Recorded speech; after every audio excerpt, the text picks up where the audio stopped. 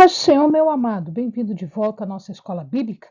Nós estamos estudando o livro de Reis, primeiro e segunda Reis. Então, pegue a sua Bíblia, pegue o seu caderno de estudos, ore ao Senhor, pede a Ele discernimento, entendimento, conhecimento, sabedoria. Pede a Ele proteção, para que nós possamos desvendar dos seus mistérios. Antes de prosseguirmos com o nosso estudo, vale a pena lembrá-los de novo de que você pode tranquilamente compartilhar o link deste vídeo com quem você quiser. Você pode também se inscrever no nosso canal, acionar o sininho para que seja lembrado todas as vezes que nós postarmos um vídeo novo.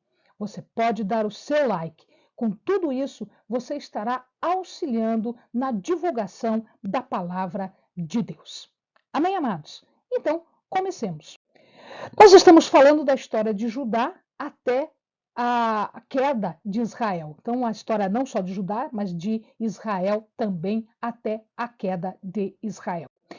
Nós estamos hoje falando então sobre Pecaías, Peca de Israel, Jotão e Acás de Judá.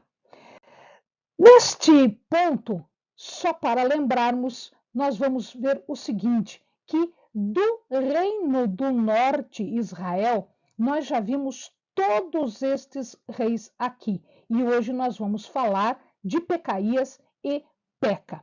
Do reino de Judá, do reino do sul, nós já vimos todos estes reis aqui. E hoje nós vamos falar de Jotão e de Acás. Então, vamos lá.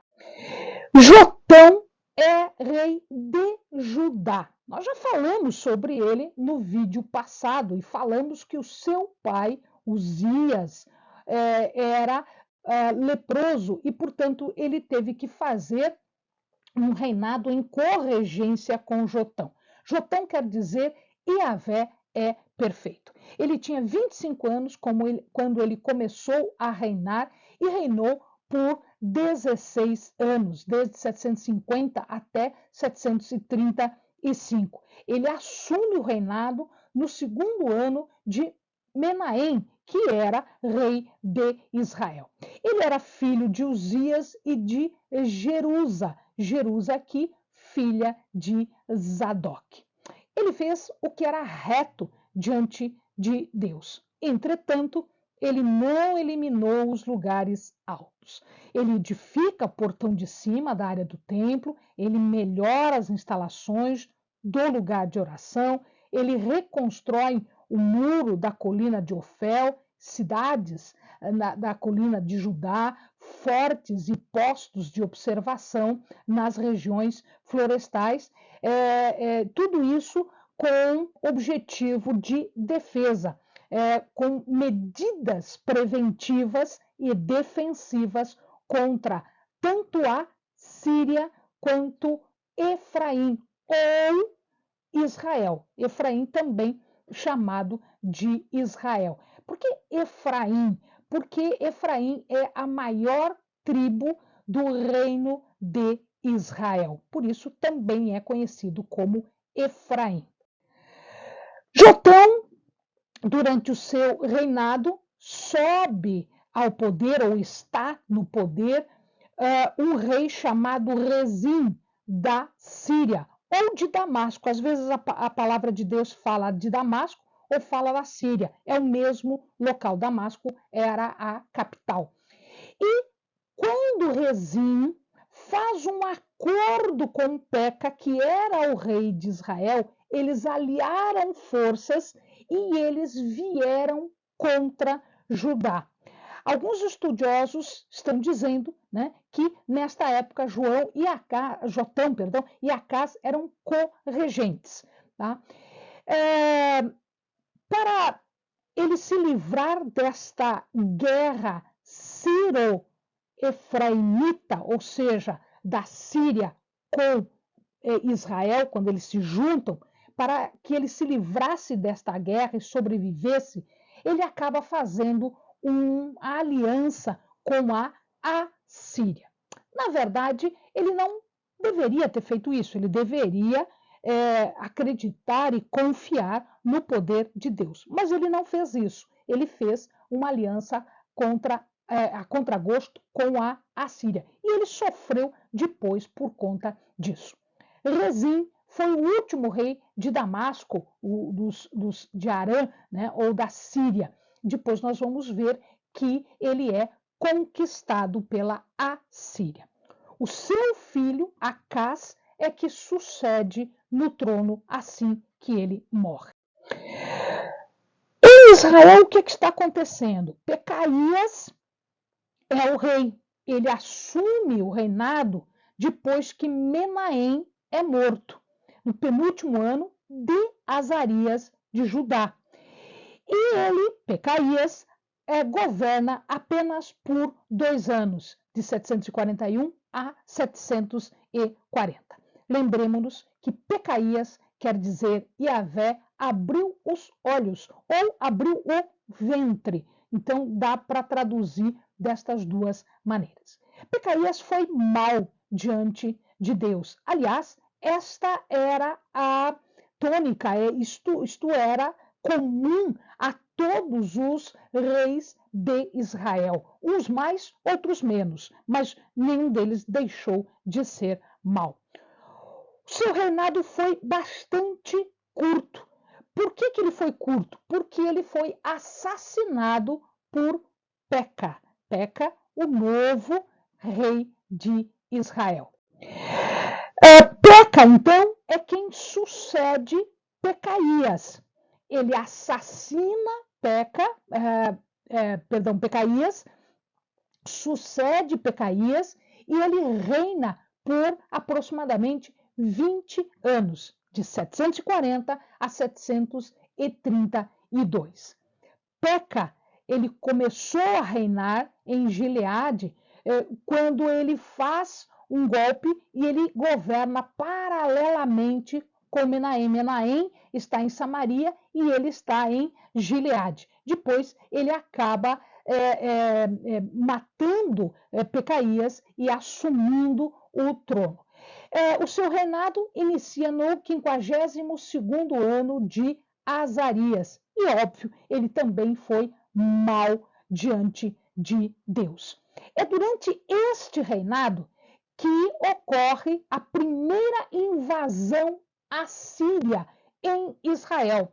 É ele que vai receber o primeiro golpe dos assírios, conforme a palavra de Deus havia previsto e os profetas haviam avisado que se não houvesse nenhum arrependimento, a Assíria iria chegar e iria trazer bastante caos, transtorno e dor. É aqui que ocorre também, durante esses 20 anos do seu reinado, que ocorre também a primeira deportação para a Assíria. Tá? Peca sempre teve um posicionamento contrário à Assíria. E ele leva, então, Tiglat-Pileser a marchar até Gaza, ele marcha pelo território, vai até Gaza, conquista algumas cidades e eles estão, então, imaginando que eles poderiam se livrar do domínio do poderio assírio, fazendo uma aliança com o Egito. Nós vamos ver que lá no final nenhum deles sobrevive e a Assíria domina absolutamente tudo.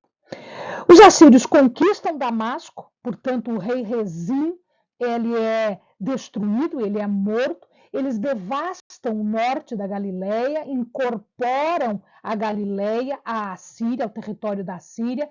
Eles incorporam Gileade ao território da Assíria.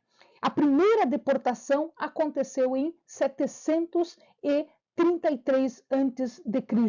e uma outra deportação logo em seguida. Nós estamos falando do cativeiro do Reino do Norte, que foi feito pela Assíria. É neste governo que ocorre uma coalizão, uma união entre Rezim, antes dele ser conquistado pela Assíria, e de Israel, antes de ser conquistado pela Assíria. Então, eles estão tentando fazer com que Judá venha se junte e combata a Assíria. Né?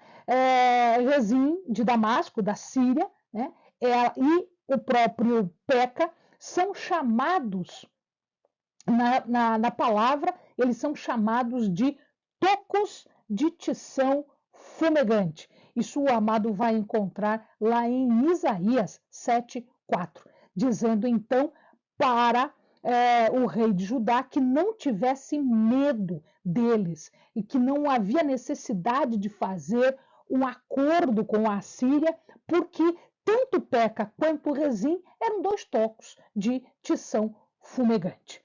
Ele não ouve, faz um acordo com a Síria e depois isso vem contrário e vem somente para o mal para Acaz, ou seja, Acaz depois ele vai se arrepender de ter feito isso. No primeiro momento ele paga tributo à Síria e a Síria livra Judá de Peca e de Rezim. Peca é morto e quem sobe ao trono no lugar de Peca é Oséias, o último rei de Israel. Acaz de Judá começa a reinar no 17º ano de Peca, que é de Israel, e ele vai reinar por 16 anos, de 735 até 719. Alguns estudiosos lembram que Acaz deveria ser corregente junto com Jotão, seu pai. Ele era mau diante de Deus, ele queimou incenso, adorou nos lugares altos e ele fez uma coisa tremendamente abominável. Acaz foi aquele que fez um seu filho passar pelo fogo em adoração a Moloque. Nós estamos falando de Acaz, rei de Judá. Então, aqui, um rei absurdamente mau, que fez o que era mal diante de Deus. É aqui que nós temos a guerra Ciro-Efraimita, que foi feita contra Judá, que foi feita, que a gente falou agora há pouco, foi de Rezim, de Damasco, dos sírios, e de Peca, de Israel. Tiglat-Pileser assume o trono e ele destrói Damasco, ele mata, então, Rezim, ele assume toda aquela região e toda aquela região entra agora para o território da Assíria. Deus havia prometido para o rei Acaz que ele seria liberto se ele estivesse em obediência a Deus. Mas ele não lhe deu ouvido. Ele não deu ouvido a Isaías, ele não deu ouvido à palavra de Deus. E ele se compromete espiritual e economicamente com a Assíria. Por quê?